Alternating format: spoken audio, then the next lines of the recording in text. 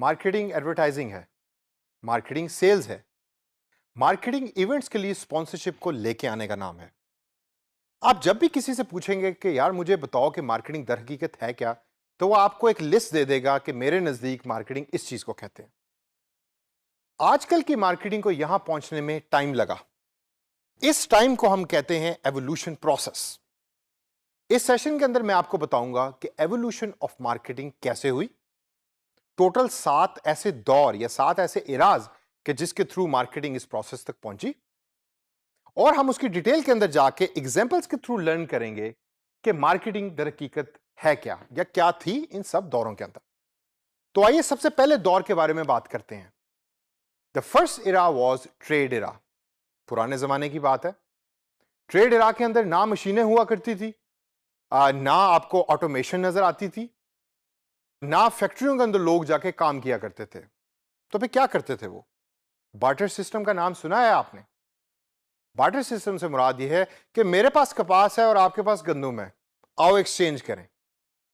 तो उस दौर के अंदर मार्केटिंग नाम था एक्सप्लोरेशन का, या यह देखना कि दूसरा बंदा जो है वो क्या प्रोड्यूस कर रहा है जिसका मुझे फायदा हो सकता है। यह वही दौर है कि जिसके अंदर हमने गैस को भी एक्सप्लोर किया, जिसके अंदर इंसानियत ने ऑयल को भी एक्सप्लोर किया। तो उस जमाने में मार्केटिंग एक्सप्लोरेशन को कहते थे। अब आता है दूसरा दौर जिसको हम कहते हैं प्रोडक्शन एरा। इसके बारे में तो आप जानते ही होंगे। यह दौर शुरू हुआ 1860 से लेकर 1910 तक। इसके अंदर फैक्ट्रीज लगी, मशीन्स लगी, लोग फैक्ट्री जाना शुरू हुए। हम अक्सर देखते हैं कि लोग फैक्ट्री में जाकर चिप्स के रैपर्स को पैक कर रहे हैं। यह इसी दौर में हुआ या इस दौर में शुरू हुआ। तो मार्केटिंग का फोकस फिर क्या था प्रोडक्शन एरा में? मार्केटिंग का फोकस यह था कि प्रोडक्शन एफिशिएंसी को बढ़ाया जाए। जो इंसान या जो वर्कर 8 पैकेट्स दिन के अंदर पैक कर रहा है, उसकी एफिशिएंसी को बढ़ाकर उस 8 को 15 के अंदर कन्वर्ट किया जाए, और मार्केटिंग उस चीज के ऊपर फोकस कर रही थी। इस प्रोडक्शन एरा के बाद तीसरा जो दौर आया वो बड़ा इंटरेस्टिंग था। उसको हम कहते हैं सेल्स का दौर या सेल्स एरा। अब सेल्स एरा बेसिकली क्या है? सेल्स एरा है कि प्रोडक्शन भी हो गई, मार्केटिंग ने उसके ऊपर फोकस कर दिया। अब प्रोडक्ट तैयार पड़ी है तो उसको बेचने के लिए you need a sales person. तो मार्केटिंग फिर नाम हो गया सेलिंग का। आप अच्छे से अच्छे सेल्स के लोग हायर करते थे, उनको प्रोडक्ट्स के बारे में बताते थे, और वो जाके मार्केट के अंदर प्रोडक्ट्स को बेचा करते थे। और ये जो दौर है ये था 1920 से लेकर 1930 तक, जिसके अंदर मार्केटिंग सिर्फ सेलिंग का नाम होती थी। फिर अगला दौर आया। अगला दौर था 1940 से 1950 तक, जिसके अंदर मार्केटिंग वालों को एहसास हुआ कि यार सेलिंग और प्रोडक्शन ही खाली मार्केटिंग नहीं है, हमें ब्रांडिंग की तरफ भी तवज्जो देनी है, हमें इश्तिहारात भी बनाने हैं, हमें ब्रोशर्स भी बनाने हैं। आपने अक्सर देखा है कि आपके लोकल इलाके में जो पिज़्ज़े की दुकान है उसका आपको घर पे पैम्फलेट मिलता है, by one get one free का। ये इसी दौर के अंदर शुरू हुआ। तो मार्केटिंग को नाम दिया गया ब्रांड डेवलपमेंट का। इससे आगे अगर हम चलें तो फिर ज्यादा जो हम वेल नोन कॉन्सेप्ट जिसको समझते हैं मार्केटिंग कंपनी का कॉन्सेप्ट, वो आया जो था 1960 से लेकर 1990 के दरमियान। इसमें क्या हुआ? इसमें प्रोडक्शन के लोग, सेल्स के लोग और ब्रांड डेवलपमेंट के लोग इकट्ठे एक टेबल पे बैठे, और उन्होंने डिसाइड किया कि अगर हमारी कंपनी को बेस्ट प्रॉफिटेबिलिटी चाहिए तो हमें इकट्ठे काम करना पड़ेगा।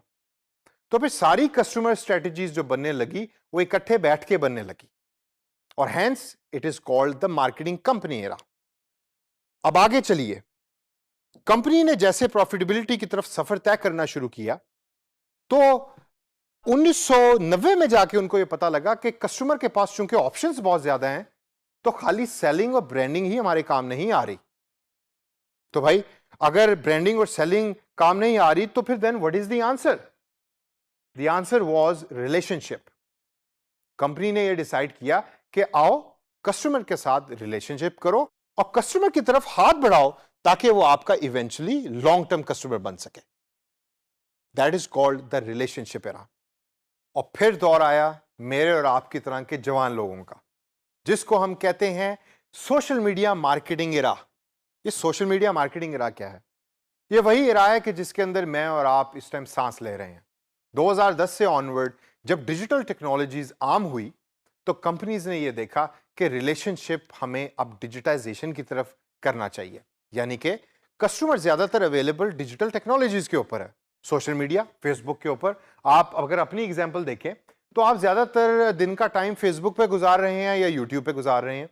तो कंपनीज ने ये डिसाइड किया कि चलो फेसबुक पे या यूट्यूब के ऊपर जाकर एडवर्टाइजमेंट करो और कस्टमर के साथ रिलेशनशिप बनाओ, जिसके थ्रू हमारी प्रॉफिटेबिलिटी जो है वो इंक्रीज होगी।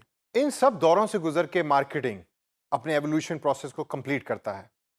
लेकिन इसके बाद मार्केटिंग क्या प्रोवाइड कर रहा है कंपनीज को, तो आइए देखिए। Number 1, exploring new avenues.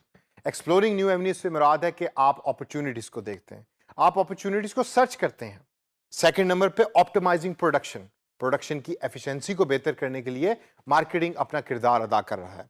Third number के ऊपर है क्रिएटिंग एंड एडवर्टाइजिंग ब्रांड, मतलब आप ब्रांड के कलर्स को डिसाइड कर रहे हैं, ब्रांड के थीम को डिसाइड कर रहे हैं ताकि कस्टमर आपके ब्रांड को अपने जहन के अंदर रख सके।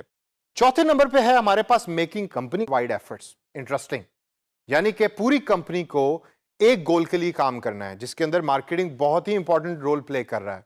अगर आप शहद बनाने वाली कंपनी है और आपकी टैगलाइन है कि हमारा शहद सबसे मीठा है, तो आपका सेल्स का बंदा भी मीठा होना चाहिए, वरना सेल्स का बंदा तो कड़वा है और शहद मीठा है तो आप कस्टमर कभी भी जीत नहीं सकते।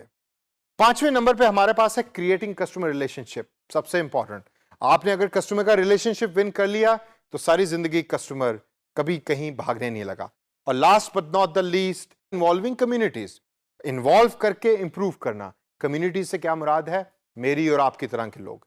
जब आपने रिलेशनशिप कस्टमर के साथ बिल्ड कर दिया तो वो कस्टमर अगले बंदे को बताएगा, तो एक कम्युनिटी बन जाएगी आपकी कंपनी के इर्द गिर्द।